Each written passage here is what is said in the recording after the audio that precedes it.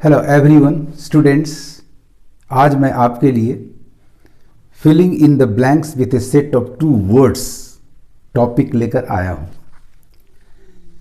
दिए गए 5 ऑप्शंस में से हर ऑप्शन को प्रॉपरली एग्जामिन करें। इसके लिए आपके पास वर्ड पावर का होना अति आवश्यक है। जो ऑप्शन जो सेट ऑफ 2 वर्ड्स फिट बैठता हो, ग्रामेटिकली एंड कंटेक्चुअली सही सेंटेंस दे सकता हो, उसको सेलेक्ट करें और मार्क करके अगले सवाल पर पहुंच जाए। आइए टॉपिक शुरू करते हैं। Number 1, as this country has become more. अब देखिए, मोर के बाद ब्लैंक स्पेस है, उसके बाद क्या क्या मिलता है। इंडस्ट्रियल एंड इंटरनेशनलाइज्ड एडजेक्टिव्स मिले, यानी ब्लैंक स्पेस में पहला वर्ड आपका एडजेक्टिव होना चाहिए। It has, like all Western democracies, experienced a necessary increase in the, in के बाद ब्लैंक स्पेस आ रहा है, इसका मतलब यहां एक नाउन होना चाहिए। पार्ट ऑफ स्पीच बहुत ही स्पष्ट होना चाहिए आपका। ऑफ द एग्जीक्यूटिव, अब देखें फर्स्ट में कौन सा एडजेक्टिव आएगा और सेकंड में कौन सा नाउन आएगा। ऑप्शन नंबर ए है urbanized, role, objective, wealth. Option C synthesized, efficiency. Number D civilized, convenience. Number E concretized, vision. हर सेट में फर्स्ट वर्ड आपका एडजेक्टिव है जिसका रिक्वायरमेंट है, और second one is a noun, और सेकंड में नाउन की जरूरत है। तो अब हमें सिलेक्ट करना होगा एग्जामिन करने के बाद। तो नंबर ए में आते हैं अर्बेनाइज्ड। यस, जब इंडस्ट्रियल है, इंटरनेशनलाइज्ड है, तो उस कंट्री को अर्बेनाइज्ड होना चाहिए। ऑब्जेक्टिव का मतलब होता है as an adjective without having one's own personal feelings, not subjective, वस्तुनिष्ठ।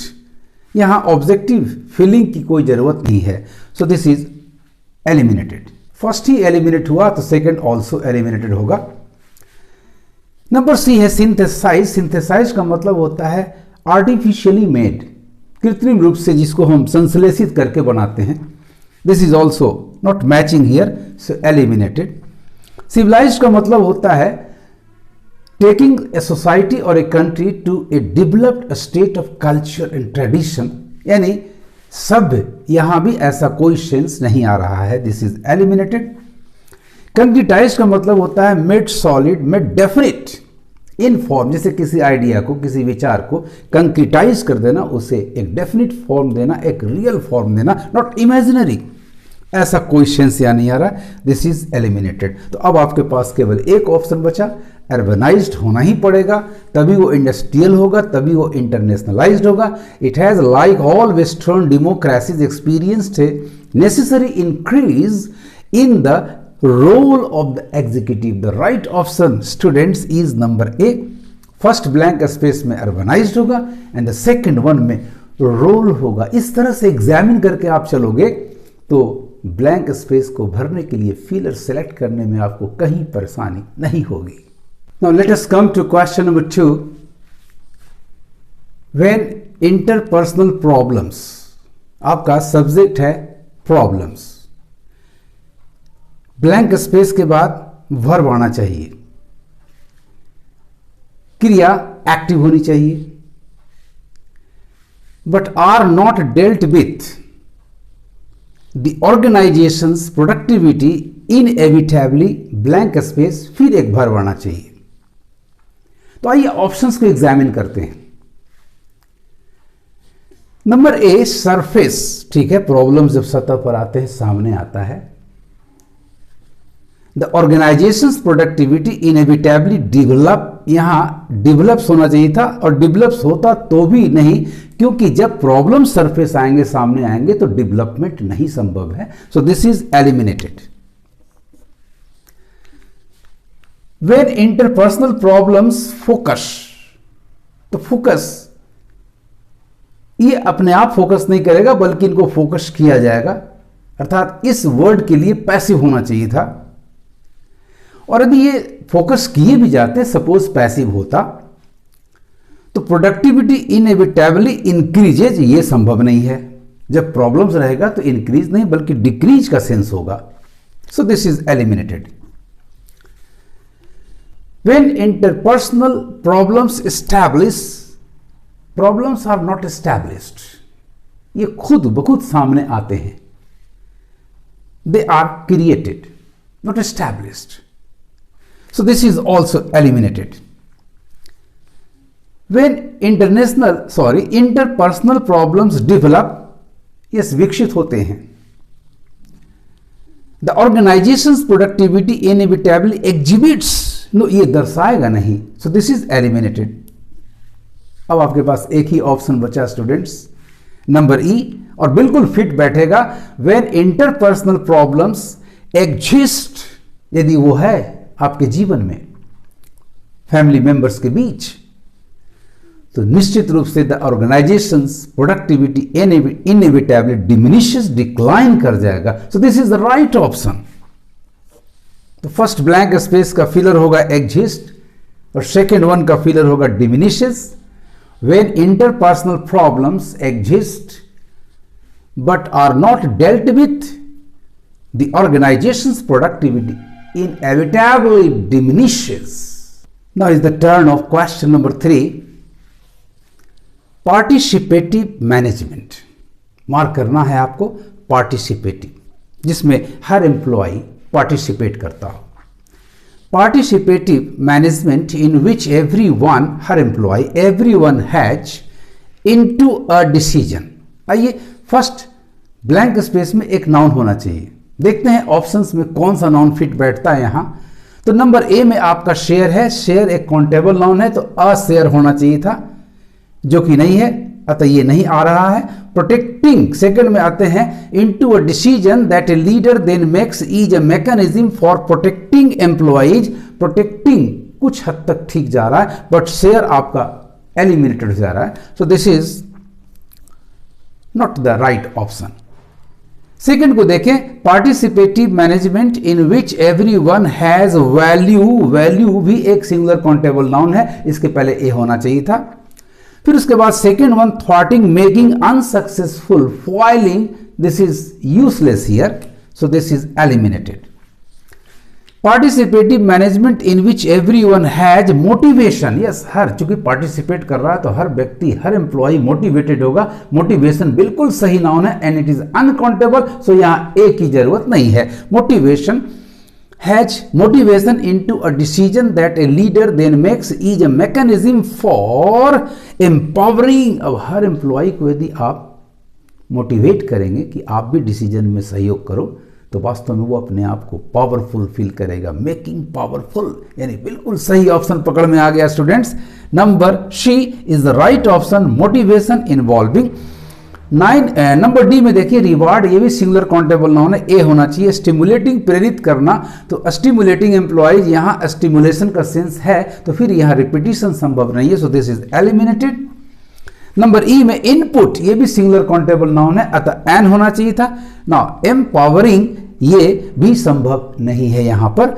इन्वॉल्विंग शामिल, चूंकि आपका वर्ड है पार्टिसिपेटिव मैनेजमेंट, तो उसमें हर एम्प्लॉय को आप इन्वॉल्व करेंगे. Making decision. Right option is motivation involving participative management in which everyone has motivation into a decision that a leader then makes is a mechanism for involving employees. Now come to question number 4. Lack of blank space.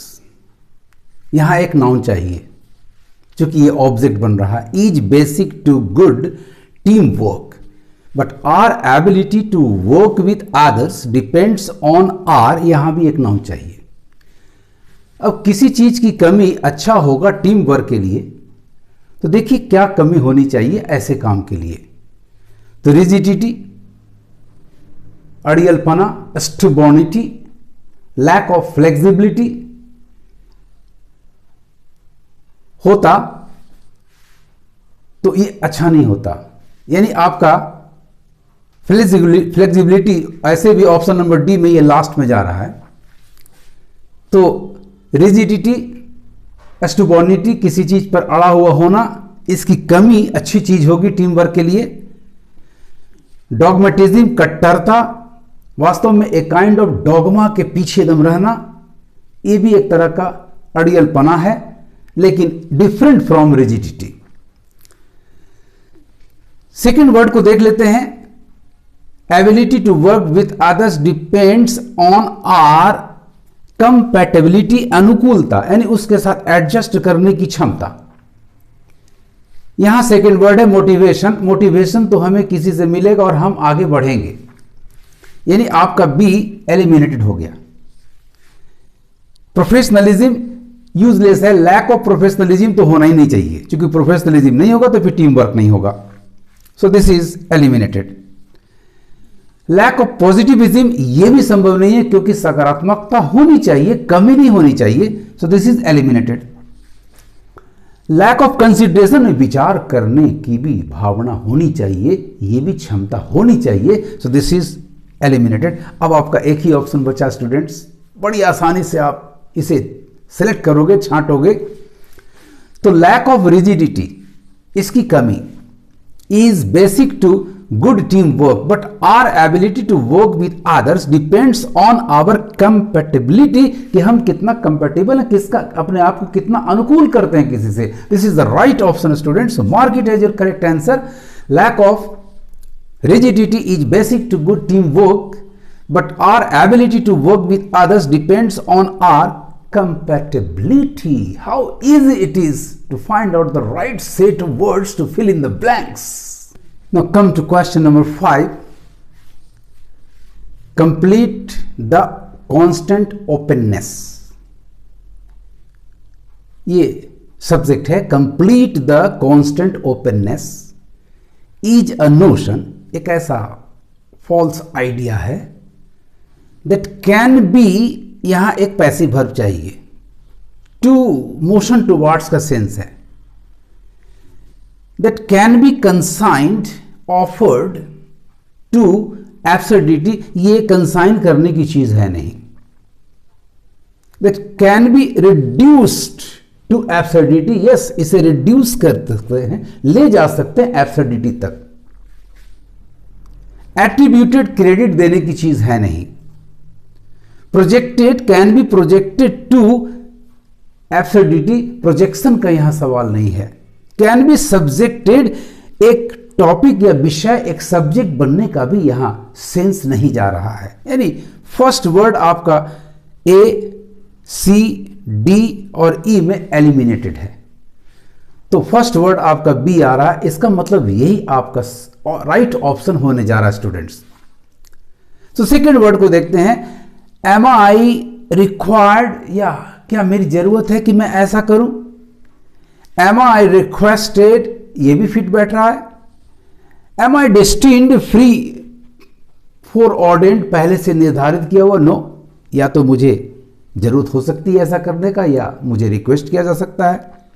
Confined, communicated are useless here, so the right option is number B, so mark कर लें।